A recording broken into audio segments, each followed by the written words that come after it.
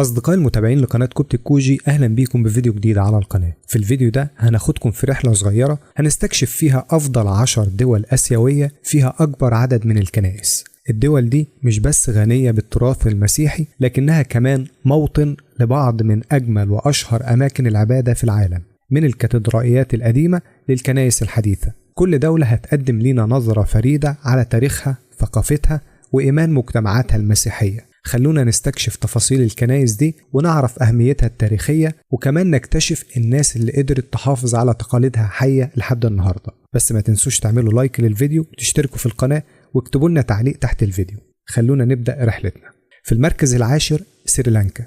سريلانكا المعروفة بمناظرها الطبيعية الخلابة وتنوعها الثقافي، فيها أكتر من 5000 كنيسة بتخدم 7.4% من السكان المسيحيين. واحدة من أشهر المعالم فيها هي كاتدرائية سانتا لوسيا في كولومبو اللي اتبنت سنة 1902. الكنيسة دي هي الأكبر في البلد ومثال رائع جدا للعمارة القوطية الحديثة. والمسيحية دخلت سريلانكا في القرن السادس عشر عن طريق المبشرين البرتغاليين، وبعد كده انتشرت أكتر تحت الحكم الهولندي والبريطاني. دلوقتي المسيحيين بيلعبوا دور مهم جدا في المجتمع السريلانكي، خاصة في مجالات التعليم والرعاية الاجتماعية. والكنائس هناك غالبا بتكون مراكز للحياة المجتمعية، وبتستضيف فعاليات روحية وثقافية بتعكس التعايش المتناغم بين الأديان في الدولة اللي هي عبارة عن جزيرة.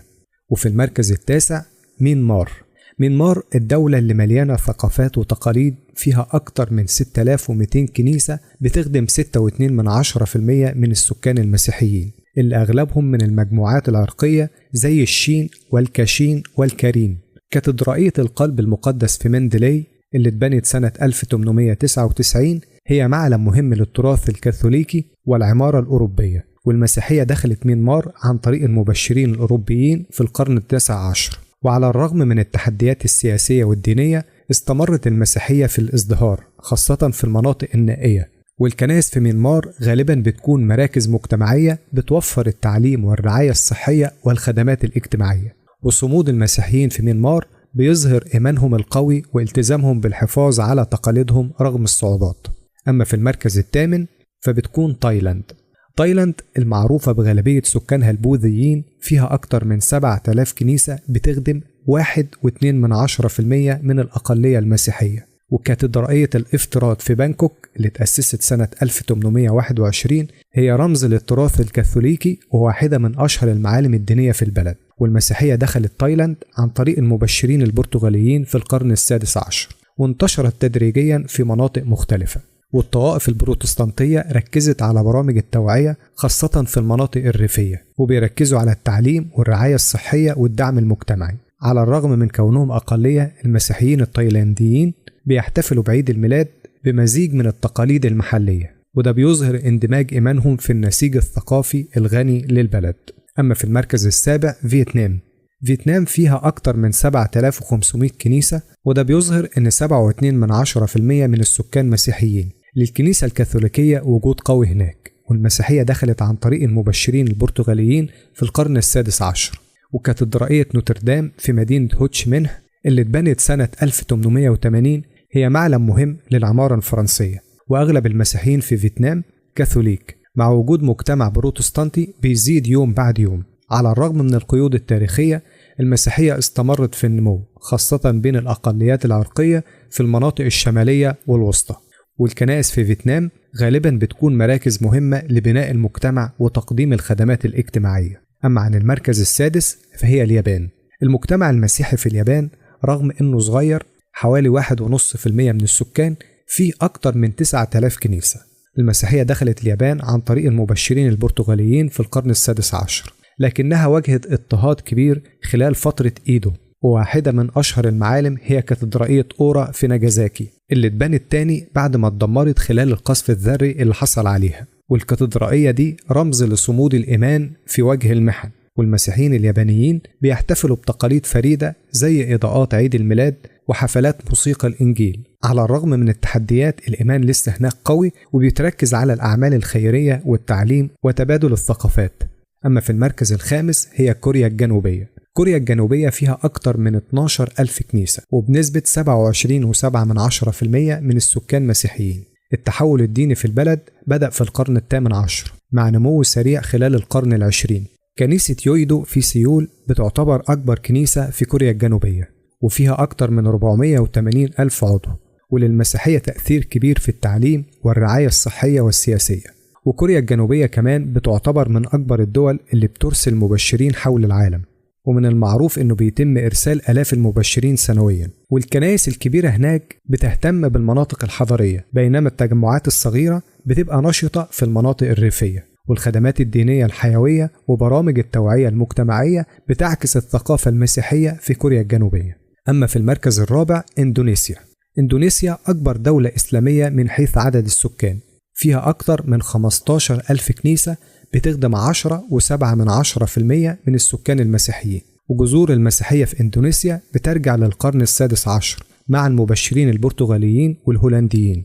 وكاتدرائية جاكرتا اللي كانت معروفة باسم كاتدرائية القلب المقدس ليسوع هي معلم مهم للعمارة القوطية الحديثة. اتبنت سنة 1901 وهي مركز للكنيسة الكاثوليكية والحوار بين الأديان. وفي مناطق زي شمال سولاويزي وشرق نوسا تنجارا فيها تجمعات مسيحية كبيرة، والمسيحيين الإندونيسيين بيحتفلوا بإيمانهم بتقاليد حيوية مع عروض الجوقات لاحتفالات عيد الميلاد الكبيرة، وده بيظهر اندماج الروحانية مع الثراء الثقافي. أما الصين بتحتل المركز الثالث. الصين فيها أكتر من 25 ألف كنيسة، مع تقديرات بتقول إن المسيحيين بيمثلوا 5.5% من السكان. على الرغم من القيود الحكومية، المسيحية لسه هناك بتزدهر، خاصة من خلال الكنائس المنزلية السرية. وواحدة من أشهر المعالم هي كاتدرائية شيكاي في مدينة تيانجن، المعروفة كمان باسم كاتدرائية القديس يوسف، اللي اتبنت سنة 1916. الكنيسة دي بتجذب المصلين والسياح بسبب تصميمها الرومانسكي المذهل. والمسيحية في الصين بترجع لعصر أسرة تانغ، لكنها اكتسبت زخم أكبر مع المبشرين الغربيين في القرن التاسع عشر. دلوقتي الكنائس المسجلة وغير المسجلة في الدولة ما زالت بتنمو وتزدهر، وده بيظهر صمود المسيحيين الصينيين رغم التحديات. أما عن المركز الثاني فهي الهند، اللي فيها حوالي 60 ألف كنيسة. رغم أن المسيحيين بيمثلوا 2.3% من السكان، المسيحية دخلت الهند عن طريق القديس توما الرسول حوالي سنة 52 ميلاديا، وتبشيره وتعبه وإرثه لسه موجود في معالم زي كاتدرائية القديس توما في تشيناي اللي اتبنت فوق قبره. والولايات زي كيرالا وغوا والشمال الشرقي فيها تجمعات مسيحية كبيرة. والبرتغاليين بنوا هناك كنائس مذهلة ورائعة جدا زي بازيليكا بوم جيسوس في مدينة غوا. والكنائس في الهند بتلعب دور مهم في التعليم والرعاية الصحية والأعمال الخيرية. وتنوع الطوائف والتقاليد المسيحية هناك بمزيج من الكاثوليكية والأرثوذكسية والبروتستانتية بيخلق نسيج روحي غني بيزدهر في دولة أغلبها هندوسية. وأخيرا في المركز الأول هي الفلبين. الفلبين فيها أكتر من 65 ألف كنيسة، وده بيخليها الدولة اللي فيها أكبر عدد من الكنائس في قارة آسيا بنسبة 85.4% من السكان مسيحيين، وأغلبهم كاثوليك. وبتعتبر الفلبين هي قلب المسيحية في المنطقة الآسيوية.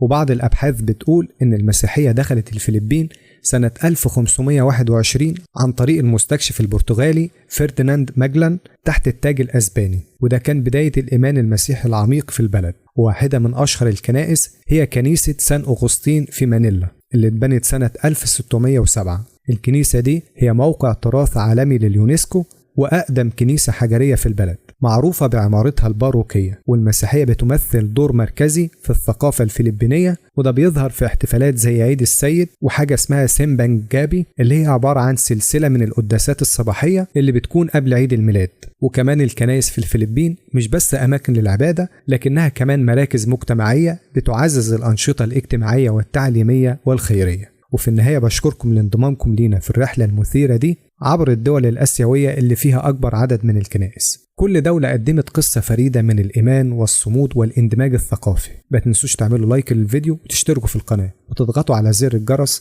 علشان توصل لكم إشعارات بالفيديوهات الجديدة. شاركونا في التعليقات بأفضل كنيسة عجبتكم من القائمة، ويهمنا جدا ونحب إننا نسمع منكم. شكرا لكم على المتابعة وأشوفكم في فيديو جديد.